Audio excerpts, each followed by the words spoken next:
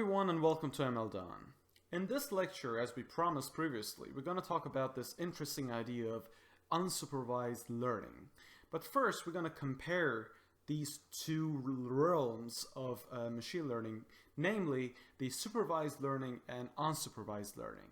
Then we're going to focus on the applications of unsupervised learning in machine learning. So if you're ready, I'm ready too. Let's go. Right, supervised versus unsupervised learning.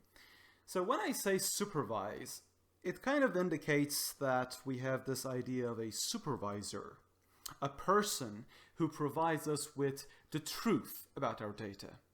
The truth, the label, the ground truth, they're all the same. So for example, let's consider this data set. We have 4 entries in this data set. Each entry belongs to a human cell.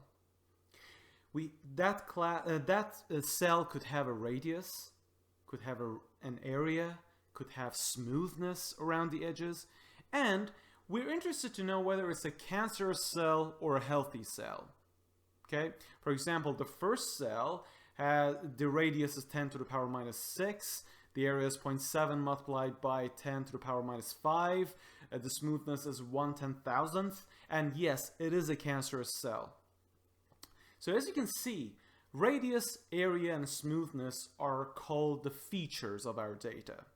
Okay, and the ground truth is whether that a particular cell is cancerous or not. So we show that with some sort of binary label, which is yes or no. Okay, and all of these are our training examples that we use to train a machine learning algorithm or a machine learning model. Now, the question is, why do we call this a supervised learning? Because we are provided the ground truth over here. Okay? It means that when we laid our hands on this data set, there was a person before that provided us with the truth about every one of these cells. So we know what is which one of these cells are cancerous and which ones are not. So because of that, because of the supervisor having provided us with those labels, we call this machine learning algorithm, any machine learning algorithm that's going to use this data, we're going to call that a supervised learning approach because we're using the labels, which are technically our supervisor. The question that you might have here is that when we say machine learning algorithm, what are we going to learn here? What's the task? So, it's a very good question. So for example, what are we learning? That's the question. We're learning a mapping function. Okay? So when I say mapping function, it means like any other function. It has an input and has an output. This function that we want to learn, let's call that f. Okay? Some input comes in. Let's call it, well, let's just write input. Some input comes in and some output comes out. That is the definition of a function. Well, not so accurately, but that's enough for the sake of our argument here. So it has an input and it's an output. But if you look at it, it's as if this function is mapping this input to this output. It does certain mathematical computations to map that input to the output. So for example, in our case, what is that input and what is that output? What do we mean by that? So let me erase this bit. The question is, if I have the features, or let's say the feature values for a cell, can I find a function called f that can tell me whether that particular cell is cancerous or not? Meaning that based on our example here, I wanted to output yes or no. Yes meaning that yes, it is a cancerous cell, and no meaning that no, it's not cancerous, therefore healthy. So the idea is that we believe there is such a function. We believe that there is a rule, there is a governing rule behind this data that makes a certain cell cancerous and makes another cell healthy.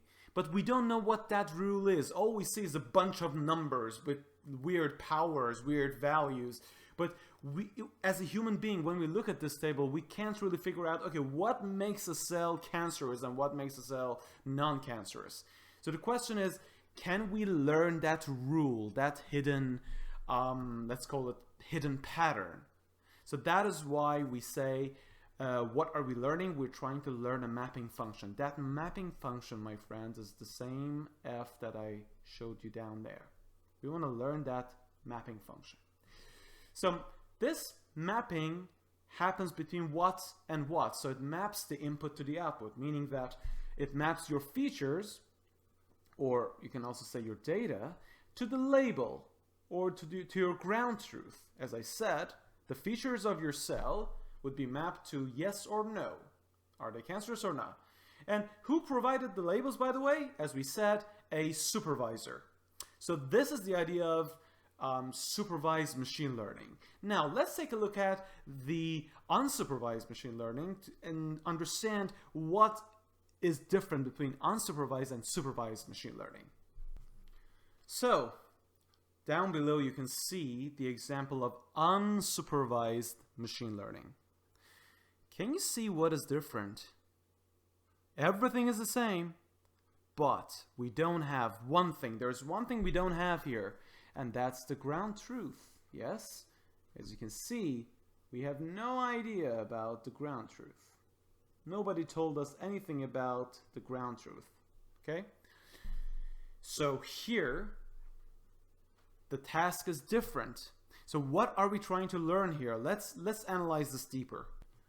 So question number one, what are we learning here? If there's no ground truth, certainly we're not learning a function that maps the input to the ground truth because we have none. It is unsupervised. So what are we learning? Here's the thing, we're learning hidden patterns in the data. Okay? So we believe that these values over here, these values for radius, area, smoothness, or talking more generally, the feature values in any data set, we believe that they're not just random values. We believe that they are like that. They have the values that they have for a reason. We believe that there is a certain pattern in the data, right? So in unsupervised learning, because we have no idea about the labels, okay, what we're trying to do is to understand the data. Okay, so that's a key word. We're trying to understand the data. Okay, this is very important. Unsupervised learning, we believe that data has certain patterns, and we want to understand that. And what are these patterns? There are certain groups within the data.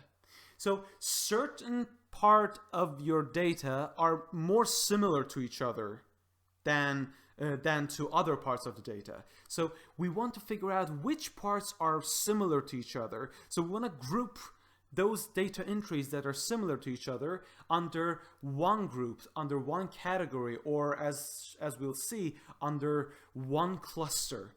So we will end up with certain groups of the data. And when I say group, a group would be a set of data entries that are similar in some aspect. And if two data points, for example here, two human cells fall under two different clusters, it means that they are different from each other. Okay?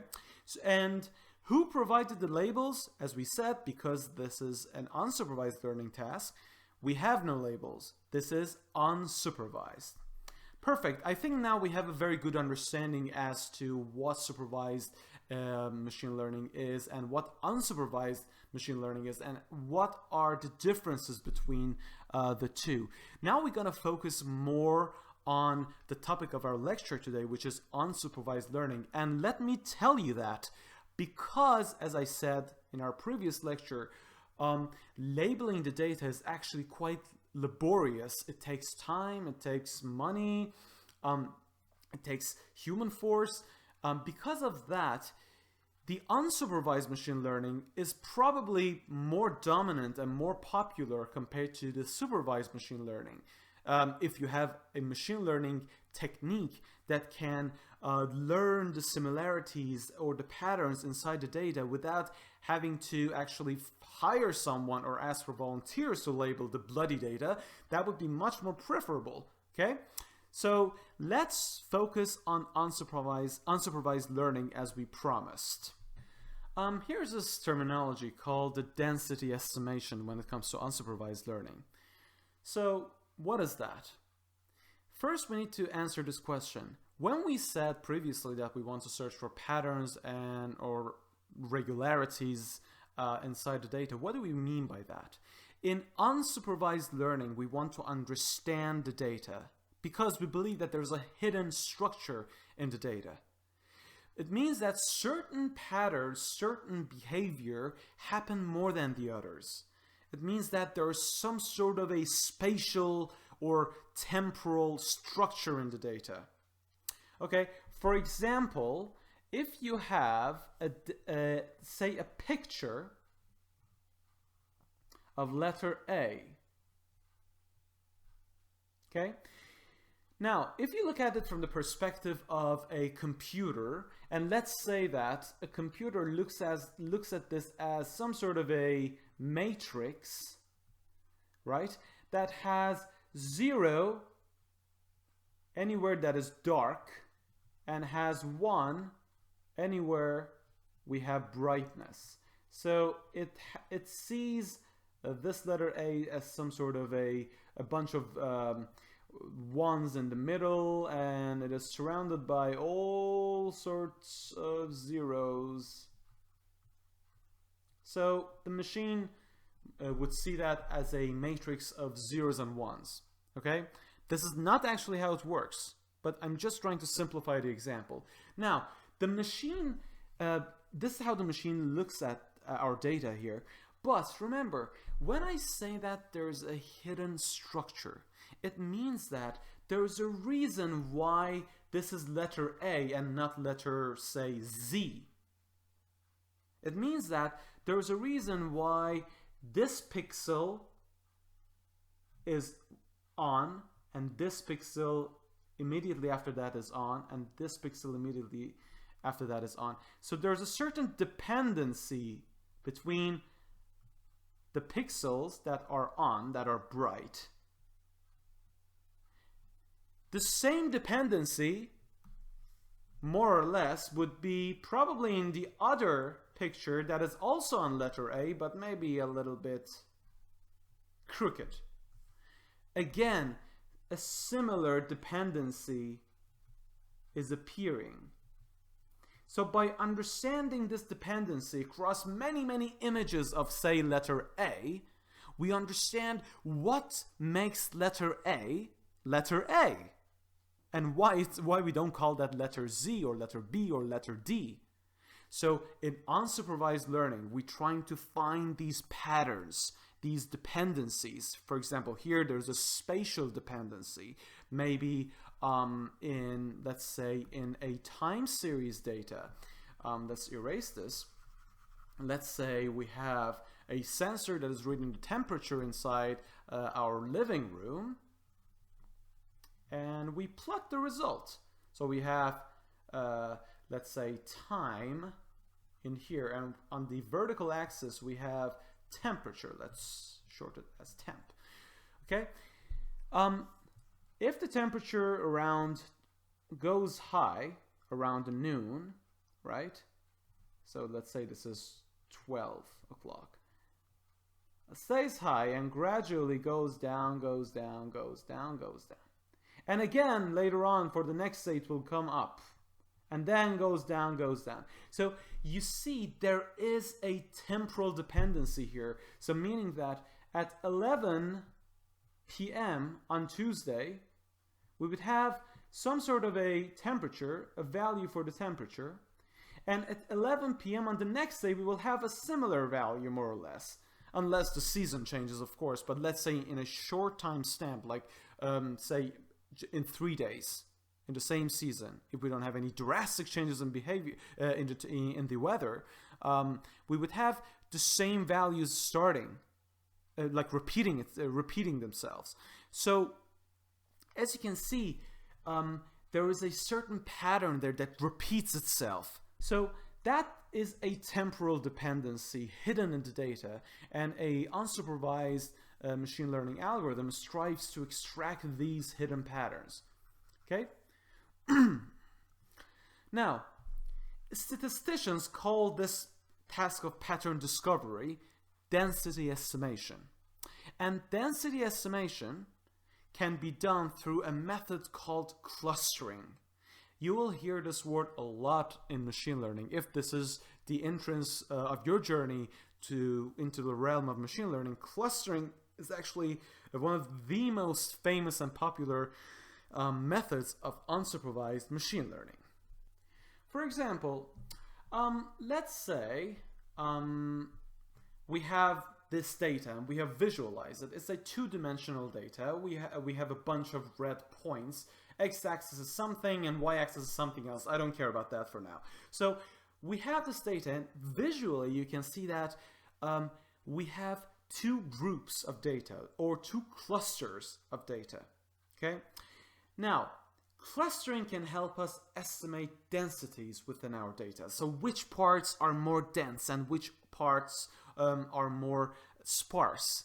The parts that are more condensed and kind of concentrated around each other would create a group or a cluster. So here, if I had asked you how many clusters do you see here, you probably would say we have two clusters, one here and the other one here. And if I asked you, why did you say that? You would say, well, Mehran, these guys are very close to each other and they're very similar to each other.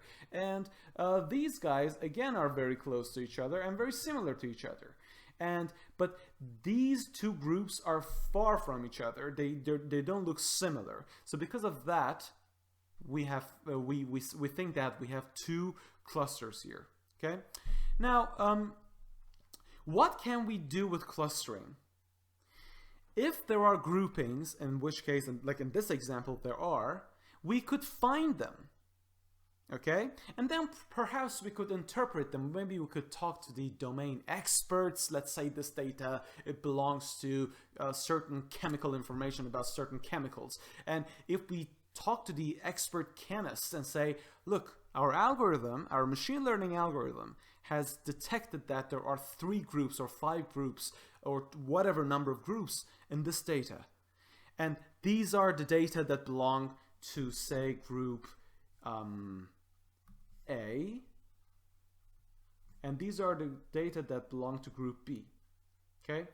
And the experts would investigate this more, and they realize, whoa, for example, all of these data that our algorithm has classified under group A indeed are similar in a certain chemical aspect that they hadn't considered before. And same story about data in group B. So as you can see, what we could do here, you can also call it knowledge extraction. Remember, this data is given to us. We have no ground truth. Okay, let's say this belongs to the same example that I showed you before, that certain number of these data points belong to cancerous cells and certain number of them represent healthy cells, right? But let's say we don't have that information. Our machine learning algorithm would say, okay, I have no idea which one is cancerous and which one is not, but I have detected 2 groups and I have put the data points separately inside these 2 groups. And when I show this to, say, biologists, they would say, whoa, indeed, there's a meaning behind this. and you have extracted knowledge, you have extracted the pattern, you have extracted the densities, okay? Learning these groupings is what the machine will target to accomplish. So this is the case in unsupervised machine learning. Perfect. Now, let's start studying the applications of clustering in the real world. So one of the very interesting areas and applications of clustering is in CRM, or Customer Relationship Management. Now imagine you've got this company with hundreds of thousands of different records that belong to your customers. And for every customer you have all of their demographic information, as well as the detail about all the transactions that they made, the amount of money that they spent, the product that they were interested in. And there are certain questions that if, as the manager or as the owner of the company, you could answer, that could really help you increase some serious profit here. For example, if there was a way for you to kind of have an intuition as to what the natural distribution of your customers is. Are there natural groupings among them? Are certain customers similar in some certain aspect to each other compared to other customers? Are there customers of similar profiles that I can target by customized products? Okay. And are there outlier customers? So meaning that after you grouped your customers using some machine learning algorithm, you might figure out that, okay, there are certain groups that have only a few members, but the rest of the groups have hundreds of thousands of members. So those few people that have kind of fallen out in the middle of nowhere under one cluster, those are called the outliers. Yes, they're different from all the members that belong to all the other clusters. They're so different that even though there are just 2 or 3 of them, or maybe a little bit more, they have earned a cluster on their own, and they're different from the other customers. So are there outlier customers that are not similar to the rest and have special needs? Yeah, so after you analyze these groupings, you can figure out, okay, look, everybody that my machine learning algorithm thinks that should fall under one cluster, look, they've all bought this particular product. And look, they're all over 60 years of age. Interesting. So I might be able to target the future 60-year-old customers with this product, maybe send them certain advertisements regarding that product, because that all of these information that you extract using your machine learning algorithm would help you to target your advertisements and your marketing much, much better. And these outlier customers would have well, some sort of a more maybe niche requirements. You could call them niche market. And in the future, if you have another customer that falls under this rare cluster, you already know what sort of products they might be interested in. So you could really increase your chances of surviving in the market. So clustering comes to rescue. Clustering groups similar data into clusters. Now remember, when we talk about similar data, some of you might have considered this or might have thought about this. When you say similar, what do you mean? We have to have some sort of measure of similarity, yes? As to what does it mean that this particular data or this particular customer is similar to the other particular customer, but very different from the other customers. You have to have some sort of a mathematically computable metric. That is called the similarity measure, that I'm not going to digress into because that would jump into the details of the clustering algorithms, and that is not the focus of this lecture. So as you can see, this slide represents what we talked about in a much better way. So this yellow big oval shaped thing is your company, and you've got your customers, and your machine learning algorithm has clustered different customers under different groups. So the blue circles are your clusters proposed by your machine learning algorithm, and the red shapes are your customers. I've purposely changed the shapes by which these customers are represented so that it would visually be more tangible as to they're very different from each other. Okay, so here the company can see, what can it see? What type of customer is more frequent, right? So if you have a certain cluster with far more number of users compared to the other cluster, that would tell you something. You should analyze that more. Well, here the clusters have more or less the same number of members, but you see my point. You know what I mean. Now, we have this idea of customer segmentation. Clustering puts similar customers in their features, in their attribute, in the same cluster. That is called customer segmentation. So we are having different customers in different segments, and again, that similarity measures is applied, whatever it is that I'm not going to talk about in this lecture, is going to use the attributes or the features of your customers, like their demographics, like their age, where they're from, I don't know, maybe the number of products that they buy, the average amount that they spend in your company to buy certain products. All of these information would help the machine learning algorithm to come up with a nice measure of similarity and group your customers together. Company can do what? It can devise customized strategies specific to each group. CRM, customer relationship management. So after you have your groups, you can figure out, okay, what is the need for each group? So each group would have a certain customized type of service that you could directly customize that for that particular group. And this way you would target your strategy towards a much more, a much smarter strategy in your marketing. You would hopefully use all of these, customized needs to your advantage and come up with a much more intelligent plan as to how to target those customers with better advertisement planning. And detect outliers for more niche needs in the market and exploitation and for the exploitation opportunities. So for example, if you had a little cluster over here that has only maybe 2 members,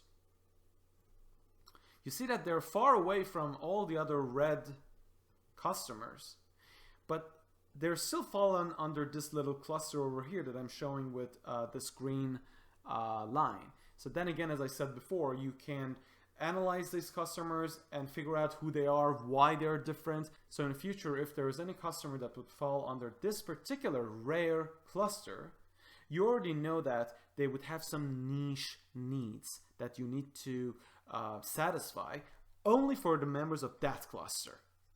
Perfect. That is called niche marketing, if you will. Next application of clustering is image compression. Look at this beautiful lady over here. The input instances, what are your inputs? Image pixels represented by red, green, and blue values. As you know, all these colorful images are comprised of 3 main colors. So every color can be reconstructed by 3 main colors that are red, green, and blue. So each little pixel in this picture, let's say this is a pixel. If you zoom it out, it has a little bit of red, a little bit of green, and a little bit of blue. So by mixing a little bit of every one of these colors, you come up with this particular color that is neither red, nor green, nor blue, but it's a mixture of the three. Okay? So, image pixels represented by the RGB values are your input instances. Now, here's a question. What if we could target pixels with similar values, i.e. colors? You see, similar colors would mean similarity. I'm hinting the idea of clustering here. So if we could group these pixels of similar values or similar colors together, what do these groups represent? What do they mean? Then we can represent each group with just one color. That is called quantization. So we have all sorts of different values here. But if we could group the similar pixels together, then we can just represent each group with just one color. Let's see what that means. Here we go. Well, she doesn't look as pretty as before, but trust me, we're gaining some advantage here. Can you see how similar colors have been grouped together? As you can see, if you compare every point in the second picture that have been colored with red with the picture on the top, you can see that all of those bits are really similar in their color. Okay, like her face and a bit of her shoulder that has been colored red is sort of similar to this part of the picture, and maybe this part and this part of the picture, and a little bit of this part and this part. Yeah? So the clustering algorithm has figured out that there are certain similarities between the colors of different pixels, and as you can see, it doesn't care whether that's the shoulder of a beautiful girl or a piece of wood in the background. It doesn't care about that. Now, one thing you have to know is that every pixel here in the original picture in here has three values, right? One representing the red element, one representing the G element, and one representing the blue element. For every one of these colors, or we can call them channels, we are using 8 bits of information. 8 bits, 8 bits. Yeah? So as a result, every pixel would have 24 bits of information, right? So it means that for every pixel to have a color, you would have to store 24 bits. 8 bits to represent the red information, 8 bits to represent the green information, and 8 bits to represent the blue information. And just so you know, why do we have 8 bits? It's some sort of a general convention, but 8 bits would bring you 256 levels of color.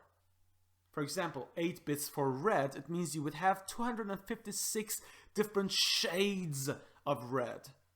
And just so you know, well, I'm not going to go too much into the math behind it, but 8 bits, right? If you imagine 1, 2, 3, 4, 5, 6, 7, 8, right? 8 bits. Every bit has 2 possibilities, right? 2 possibilities here, 2 here, 2 here, 2 here, 2 here, 2 here, 2 here, 2 here. So 2 to the power 8 would be the number of combinations of zeros and ones, meaning a bit being on or off. You have 2 to the power 8 number of combinations. And that would equal to 256 different combinations of bits. So it means you have 256 shades of red, 256 shades of green, and 256 shades of blue. And when you mix them together, you will come up with a very interesting color that is neither of them individually, but it has different shades of each color. So I don't want to digress. Long story short, in the original picture, each pixel has 24 bits that represent, if you sum them up, that would be 2 to the power 24, because we have 24 bits in total. 2 to the power 224. That is more or less equal to 6 million colors. Yes? But now look at this second picture after our clustering algorithm has beautifully clustered the pixels with similar color together. Here, let's say that there are only shades of, well, 32 main colors.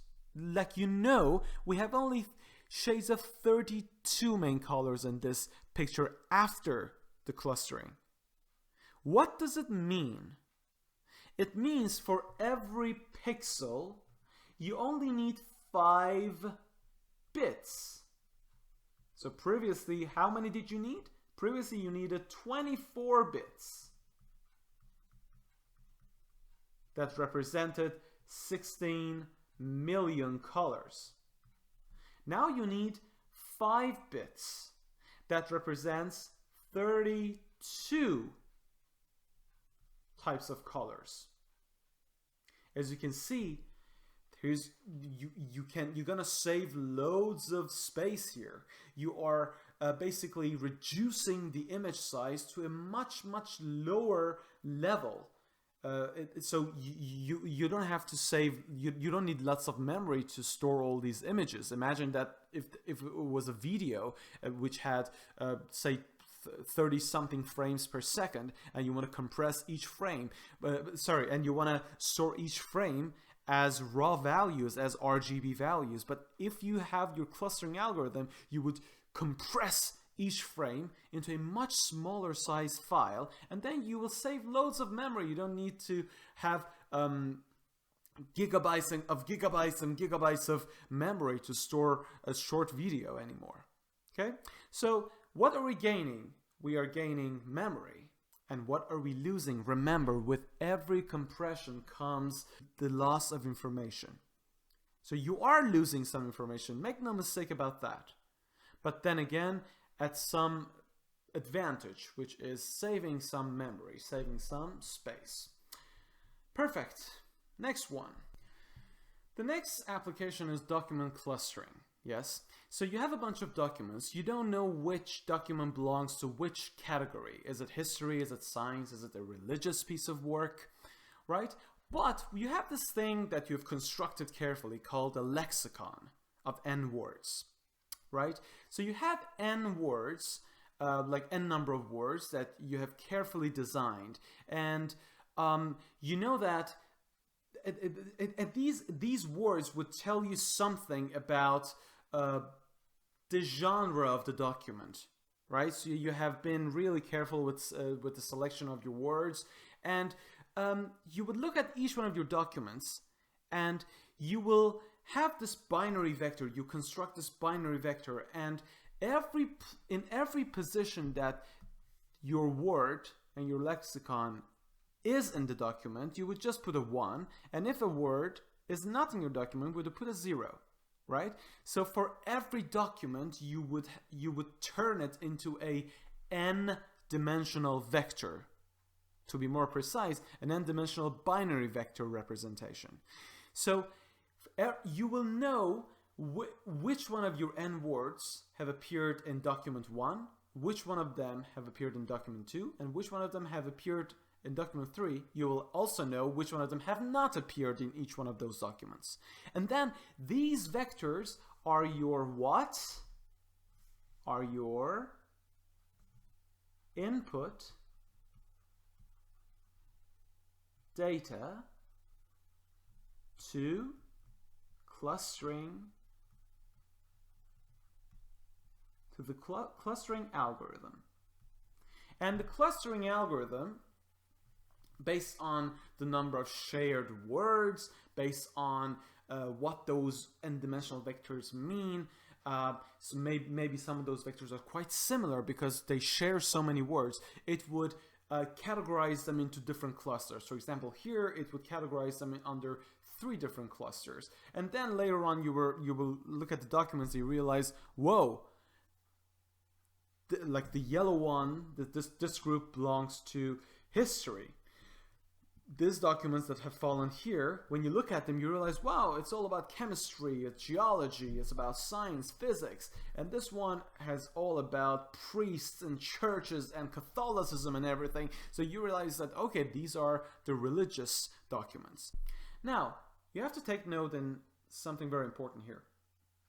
When you want to create your lexicon, you have to be really careful about the selection of words that you use. It has to be really informative. It has to have all sorts of words from all different types of backgrounds. But important words. Words that are really would help you determine that this document is different from the other. Okay?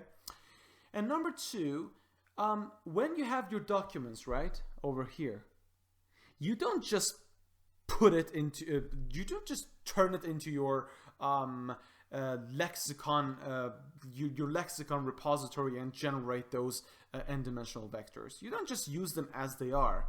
You need some degree of pre-processing, if you will. Remember, all of these documents, regardless of what, background they're from, whether they're scientific, historical, religion, all of them have so many things in common. For example, all of them have, at the end of their verbs, they have so many verbs that end with ing, like going, speaking, moving. And they have so many plural words that have s in the end. So you have to get rid of those endings. Get rid of them in the documents. Also, there are so many little bits and pieces that have nothing to do with the genre of the book, the genre of the document.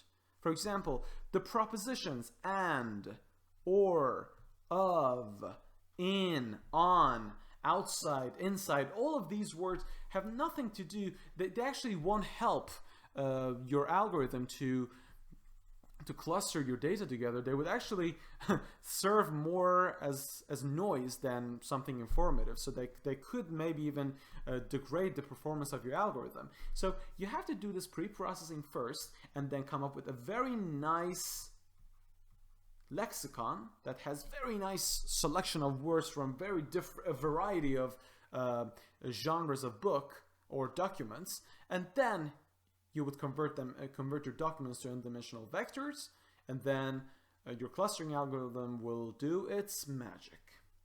Beautiful. So the next and final application of clustering that we're going to study is bioinformatics. But first, a brief intro to biology. It's going to be brief for two reasons. Number one, I'm not an expert in biology. And number two, that is not the main focus of this lecture. So we have a cell, a human cell, that has a nucleus, which is the core. Inside core, we've got your genome, and inside that, we've got the chromosome. And chromosome, if we focus on it, you would see the DNA chain. Now, DNA will be converted to mRNA, which with the help of ribosome will be converted to amino acids. And amino acids will be kind of put together in a way, in a mysterious way that would make up your protein, right? So with that in mind, let's focus on the computer science aspect of biology, which would be bioinformatics. Now, as we saw, these amino acids will be put together in certain sequences, right? And they would make proteins. Now, some of these sequences of amino acids are more frequent than the others in proteins. We call them motifs. Okay? So the frequent amino acid sequences are called motifs. Now, why are motifs important? Remember, if a certain motif happens, that would tell you something.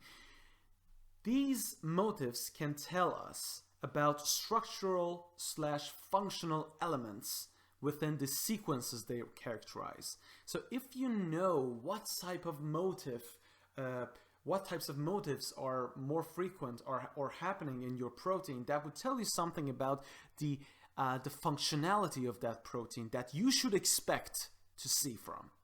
Okay? And amino acids are like the building blocks here, aren't they? Amino acids are like letters, and proteins are like sentences. Now, motifs, what are they then in this, example? Motifs would be like your words, right? So a sequence of letters, that is amino acids, that have meaning and occur frequently in certain sentences, or in our example, which is certain proteins. Okay, so both proteins and motifs are made of amino acids, but motifs are the most frequent sequences of these amino acids that happen a lot, and that would tell you a lot about that sentence or that protein in terms of its structure and in terms of its functionality. So your machine learning algorithm, your clustering algorithm, will cluster these sequences. So these sequences of amino acids would be the input to your clustering algorithm. And then you're hoping that it would find these frequent motifs inside of them, and then hopefully, even if you put in the whole protein and in the same structural sequence of amino acids that it has been shaped with, inside, and you put that in your clustering algorithm, maybe it can even detect the types of proteins or functionalities that you're gonna expect, or you should have in your selection of proteins. So whatever that motif is, you're hoping that your clustering algorithm would cluster the proteins with the same motif, with the same functionalities under the same cluster. So you might come up with a certain group that you had no idea about. So the experts, the biologists or the bioinformatics people might find new knowledge about new motifs and new groups of proteins that they had no idea about before. Okay, that was brilliant. And I really hope that this has been informative for you. So as a recap, in this lecture, we talked about the differences between supervised learning and unsupervised learning. And we talked about the different functionalities and different examples and applications of unsupervised learning. We said that in unsupervised learning we have no ground truth, and the idea is not to map the data to a ground truth, because we have none.